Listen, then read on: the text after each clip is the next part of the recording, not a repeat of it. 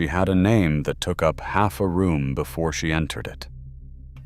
Baroness Kathleen Annie Pannonica de Koenigswarter, born a Rothschild in December of 1913, was raised across half a dozen country estates so grand that one of them kept zebras on the lawn.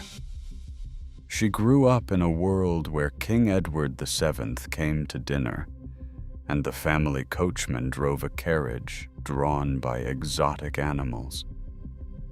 By any measure available to her class, her century, and her dynasty, she had been handed everything. She threw it away for a piece of music she heard once, alone in a room that she could not stop playing. What followed across the next 4 decades was one of the most radical acts of self-reinvention in the 20th century, and also one of the most quietly complete. A Rothschild who left her husband and 5 children to spend her nights in bebop clubs. An heiress who paid musicians rent, got their instruments out of hock, drove them to gigs in a convertible Bentley at 2 in the morning, and took criminal charges that were not hers to spare the careers of the people she loved. A woman who ended her days in a house in Weehawken, New Jersey, surrounded by hundreds of cats, rising each afternoon at 4 o'clock, breakfasting on a brandy Alexander, and crossing the Hudson River to be where the music was. She had been born to one of the most famous names in the world. She spent the last 30 years of her life making herself into something the family had no category for. The question her life poses is not whether she was eccentric. The question is what it costs a person to live honestly, and whether that cost, paid in full, might constitute a kind of freedom no inheritance could purchase. Before we go further, we would love to know where in the world you are watching from today. Drop your city or country in the comments below. If you are new here, please subscribe. We tell stories like this one every week, and we would love to have you with us. To understand what Nika walked away from, you have to stand inside it first. The Rothschilds were one of the wealthiest banking dynasties on Earth, and Tring Park, the grandest of their half-dozen country estates, operated on a scale that defied ordinary comprehension. Her Uncle Walter turned the family grounds into a natural museum and kept live deer, kangaroos, emus, and a zebra-drawn carriage. And if he did not feel like taking the carriage somewhere, he could ride his giant pet tortoise. This was not eccentricity in the ordinary sense. This was wealth so dense and so long-standing that it had developed its own private logic, entirely sealed from the world outside its hedgerows. Her father Charles was a gentle but melancholy man, and he killed himself when Nika was 9 years old. That loss settled into her early life and never fully lifted. Her mother Rosika was a domineering Hungarian beauty who ran the household with iron precision. The daily routine, according to Nika's older sister Miriam, was immaculate, incessant, and monotonously boring. Miriam coped by becoming the world's leading authority on fleas. Nika coped by sneaking friends into the attic for wine-soaked jazz revels in the early hours, and the distance between those two responses tells you almost everything about who each woman would become. Rosika sent Nika to a Parisian finishing school to straighten her out. It did not take. She spent her early 20s flying small planes and dancing to big bands, then met a French baron named Jules de Koenigswarter at the resort town of Le Touquet in 1935, and married him. The marriage produced 5 children, and eventually, a war. When the Germans occupied France, Nika sent her children to America and joined the Free French Army alongside Jules. She worked as a decoder for Gaullist intelligence, served as a radio host at Radio Brazzaville, and drove ambulances for the First Free French Division across Egypt and North Africa. She contracted malaria repeatedly during those missions. She finished the war a decorated lieutenant, She had been tested at a scale the finishing school and the country estate had never imagined. She had not broken. What she could not survive was what came after. Peace, diplomatic postings, Norway, and then Mexico.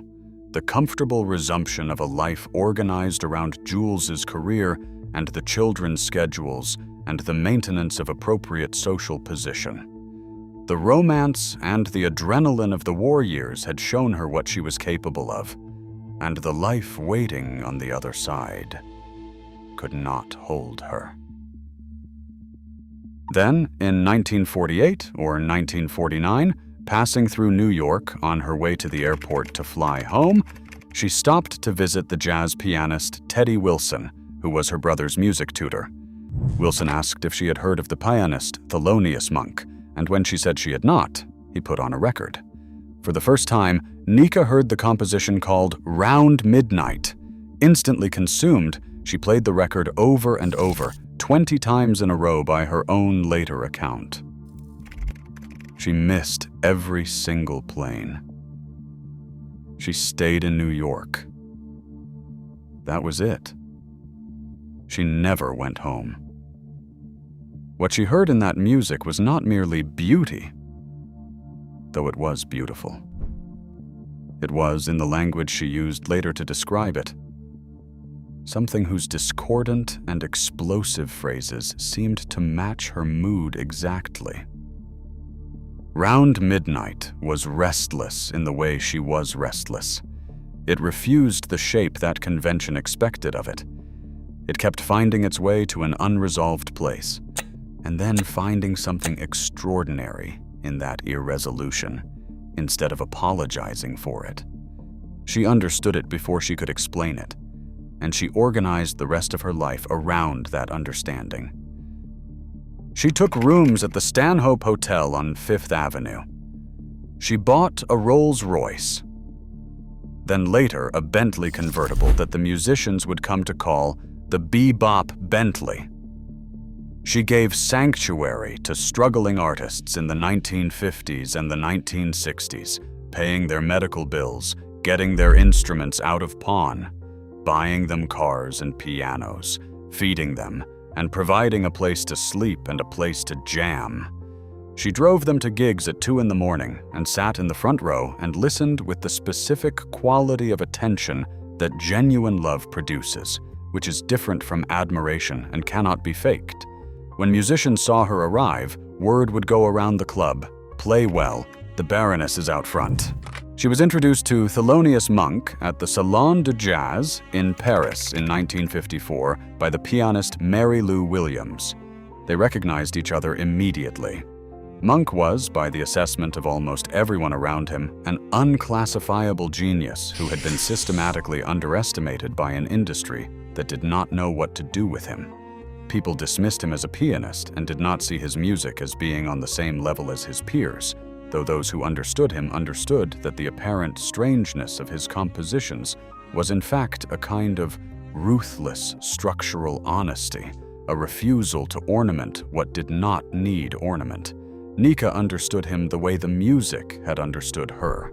She became his champion, his protector, and his closest companion for nearly 30 years. In March of 1955, Charlie Parker came to her suite at the Stanhope Hotel, became ill, and resisted going to a hospital. A couple of days later, on March 15th, 1955, he died in her rooms. The tabloids covered it with all the salacious energy that a famous black man dying in a wealthy white woman's apartment permitted them, and the headline that ran across the front pages read, "Bop King dies in Heiress flat."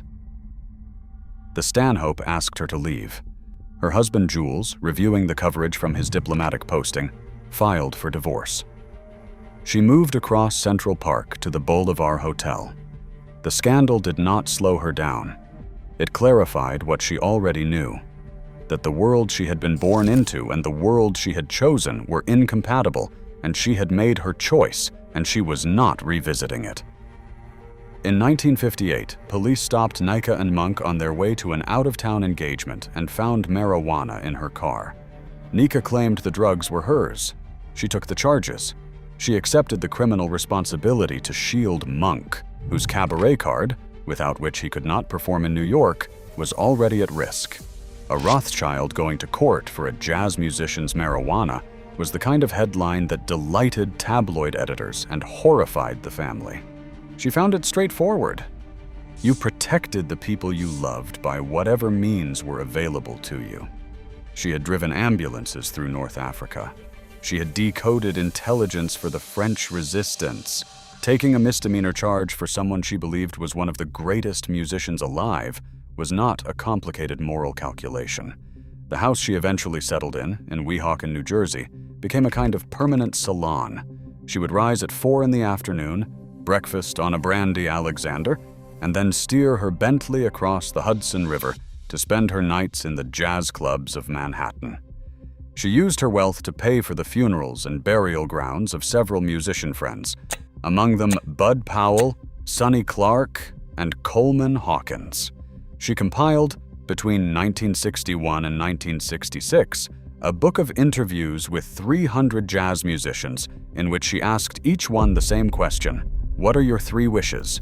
The answers, accompanied by her own Polaroid photographs, became the book eventually published as 3 Wishes, a document of an entire era of American music captured from an angle no one else had occupied. Thelonious Monk retired from public performance in the mid-1970s and came to live in Nika's house in Weehawken, where he died in 1982. He had named a composition after her. Horace Silver had named one after her.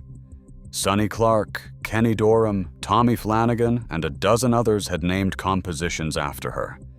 She had become part of the music itself, which is a form of permanence that no family dynasty and no banking fortune can manufacture. Pannonica de Koenigswarter died on November 30th, 1988, in the house in Weehawken. At her request, her children scattered her ashes over the Hudson River one evening at the hour the musicians called it round midnight. The story the family preferred not to tell about her was not a scandal.